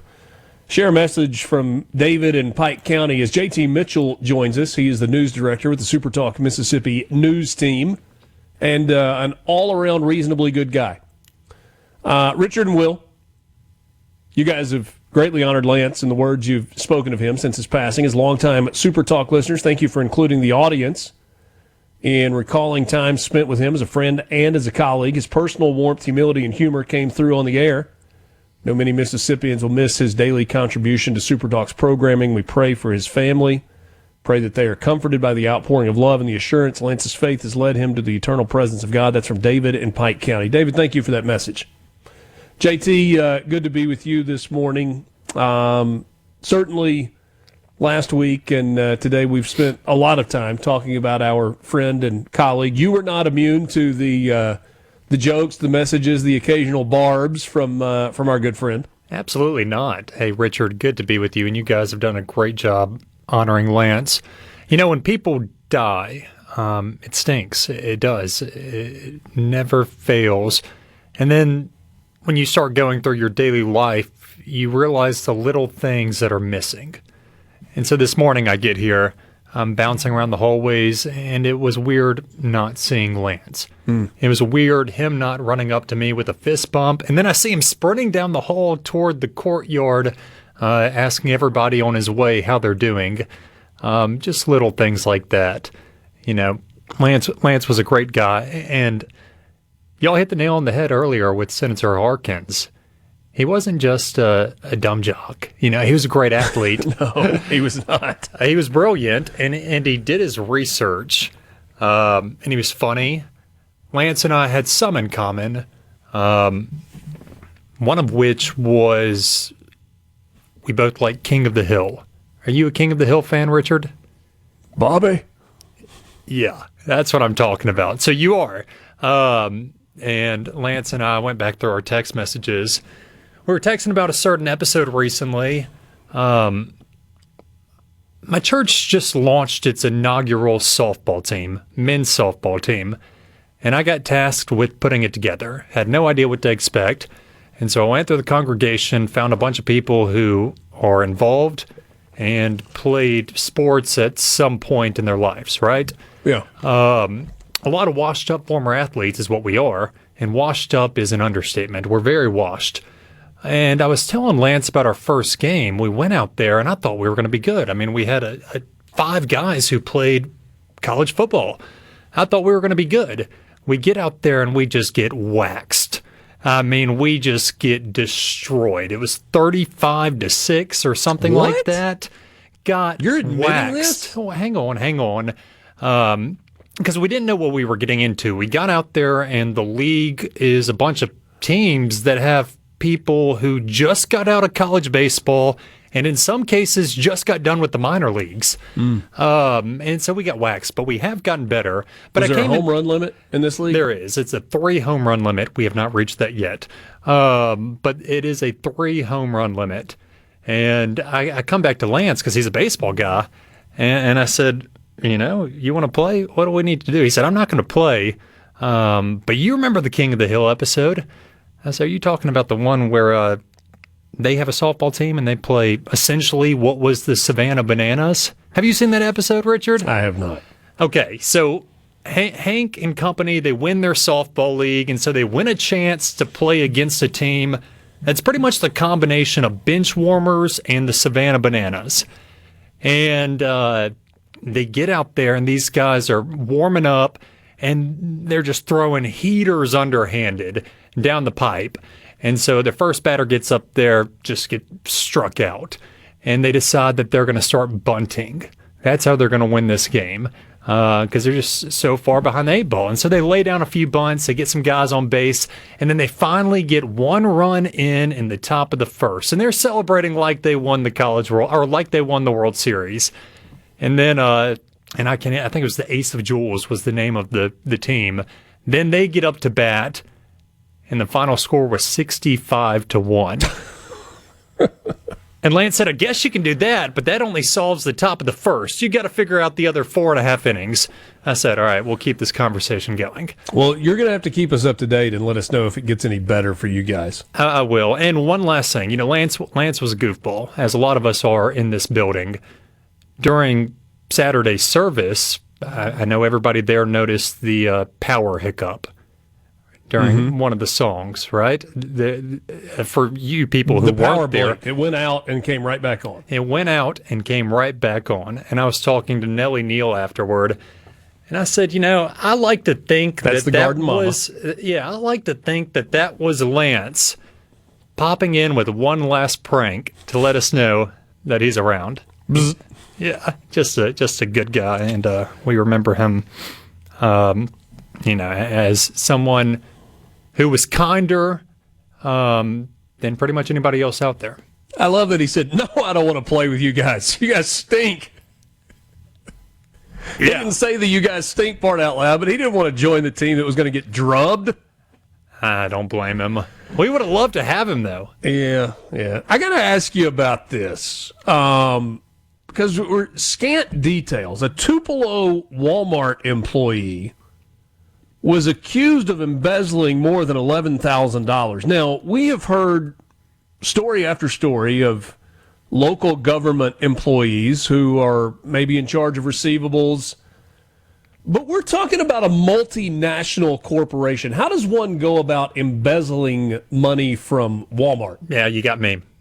I don't know. And we see these releases all the time from the state auditor's office where he announces, the local librarian stole $10K or whatever it is.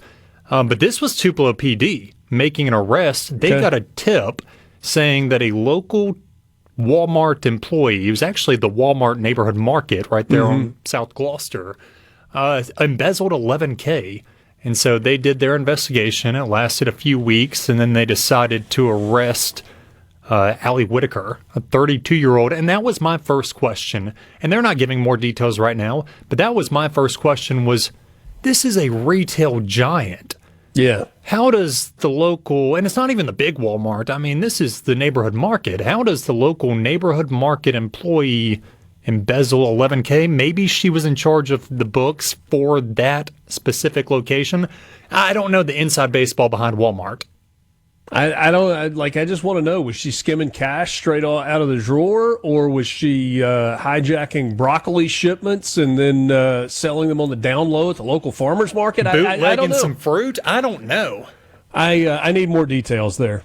I'm going to wait and see if we've got more details from Yazoo City. They put a curfew in place, more recent gun violence there. There has been a significant concern about police work and unlawful activity in Yazoo City. New police chief on the way, and they put a curfew in this past weekend. Yeah, this is a story we did get more details on over the weekend. A curfew was in effect through the weekend for everybody, all ages. And it was in response to a Wednesday night shooting where a 23-year-old McKinley Sawyer was killed. I know there's been a rise in gun violence in Yazoo City. The mayor talks about it. The board talks about it. The cops talk about it. The sheriff talks about it. And so I didn't know if this was just the straw that broke the camel's back or if there was something direct from this incident for them to call the curfew. Now, the latter was the case. Mayor Macklin Austin said over the weekend that he got word of retaliation threats. Whatever happened leading to the death of McKinley Sawyer, there was retaliation threats to shoot up clubs, to shoot up houses, shoot up local businesses. That's a quote from him. He said, we're not doing that. He said, my job as the mayor of Yazoo City, and even if it means local businesses having to close down an hour earlier and maybe lose a little bit of money, is to make sure our citizens are safe. We're doing a curfew. He said over the weekend it has worked out exactly as it's supposed to. It's worked flawlessly, he said. And don't be surprised come Monday, after we review everything, if I extend this curfew, this state of emergency, for another 3 days. Okay. We will keep an eye on that story as well. JT Mitchell, the news director with the SuperTalk Mississippi news team. We'll spend a few more minutes with him on the other side of this timeout. It's Mornings with Richard Cross, SuperTalk Mississippi, presented by Community Bank, online at communitybank.net. Community Bank, rooted in our community.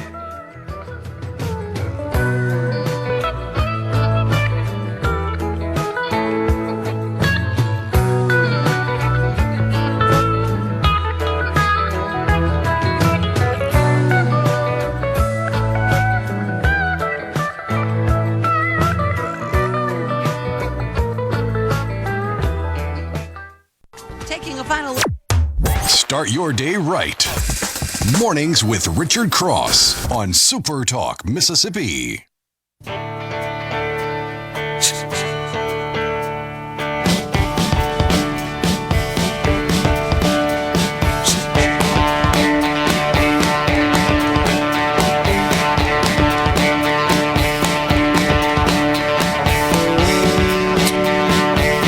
One last time with you this morning. Mornings with Richard Cross, Super Talk Mississippi. JT Mitchell, the news director of the Super Talk Mississippi news team. I got a message during the break, JT. Do I want to hear this? I see JT didn't want to mention the team that his softball team's lopsided loss. That was one of their bench warmers who's texting you. So came at the hands of. It doesn't matter. That was one of their bench guys. Okay. Hey, we're back at it tonight, so we'll see how it goes. Nah, different opponent. It's probably just as well. Hopefully an easier one. It's probably just as well. You can join the conversation on the C Spire text line 601-879-4395. Again, 601-879-4395. We got the news, I guess it was late last week, that you have 7 Mississippi officials who have been put on a task force to fight fraud regionally. And it is a group that is headed by the Attorney General, includes the Treasurer and the Secretary of State and other state leaders. I don't have the full list in front of me. I should pull that up. What do we know about this? Well, you got Shad White, Treasurer David McRae, adding onto your list, U.S. Attorney Baxter Kruger, U.S. Attorney Scott Leary, FBI Special Agent in charge of the Jackson Field Office, Robert Eichhoff. And from the way I understand it, Richard, and Caleb Sailors wrote the article about this, covered it, is that this is a partnership through the DOJ, their National Fraud Enforcement Division, and it's really going to be a regional effort with other states like Alabama, Florida, Georgia, Louisiana, and the Carolinas to fight fraud. Okay. And really, they just made the press release, and now we see exactly what kind of fraud they're going to be fighting. I guess, just from reading Caleb's report and us putting it out there, it would be something like if these fraudulent activities happen across state lines, because that happens a lot. Yeah. Where fraud is taking place in multiple states, especially on a regional basis. And so that would be my guess. Attorney General Lynn Fitch's office has been awarded $2.5 million to start this first-of-its-kind law enforcement partnership. It's being called Joint Task Force Vigilance. There was a quote in there, a lot of quotes in there, but David McCray, state treasurer, said fraudsters don't care about state lines, and neither should the people fighting them. This agreement gets investigators critical information sooner, giving us a better chance to stop fraud before a dime goes out the door. President Trump has declared war on waste, fraud, and abuse, and proud to stand with his administration's hunt in the fight against fraudsters. And I do know that Kash Patel was involved in some of the meetings leading up to this announcement. Yeah, very good. We are close on football season. Just over a month away from the opening kickoff for college football season. High school football begins sooner than that. In fact, we've got MAIS games that are beginning in just a couple of weeks. Yeah, a week from this Friday will be the first game for MAIS teams, I believe. Those, 2 weeks. Maybe jamborees first. And then, jamborees. I think it's August 14th, 15th in there is when you get started. And then, of course, the MHSAA is always a little bit later than the MAIS when they start and when they wrap up. But, yeah, this past weekend, man, the last weekend without football. And so you got NFL preseason beginning this Thursday with the Hall of Fame game, Cardinals and Panthers. And then you'll have to let NFL preseason, I know it's not all that interesting, but you'll have to let that ride for a little bit. You'll have, I guess, the first Mississippi, when you're looking at colleges, the first date that Mississippi schools will play would be Thursday, August 27th. That's when all the JUCOs kick off. And then you have Mississippi Valley that same night against Nichols. There you go. Week 0, and whatever that means. Week 0, you're going to have some big games. Of course, on the FBS level, but that's when our FCS teams really start, like JSU and Alcorn. Yeah.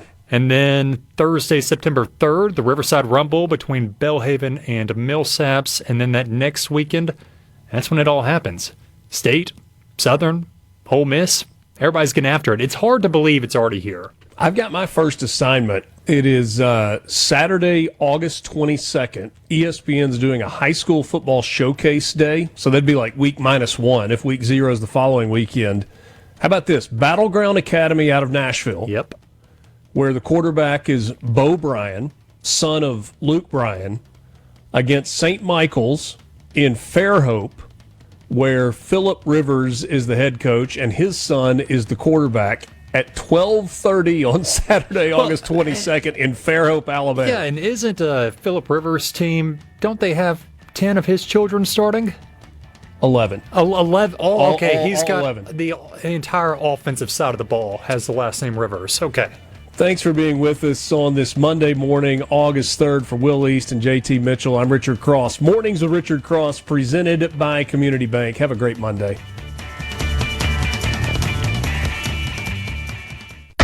A SuperTalk Mississippi Media production.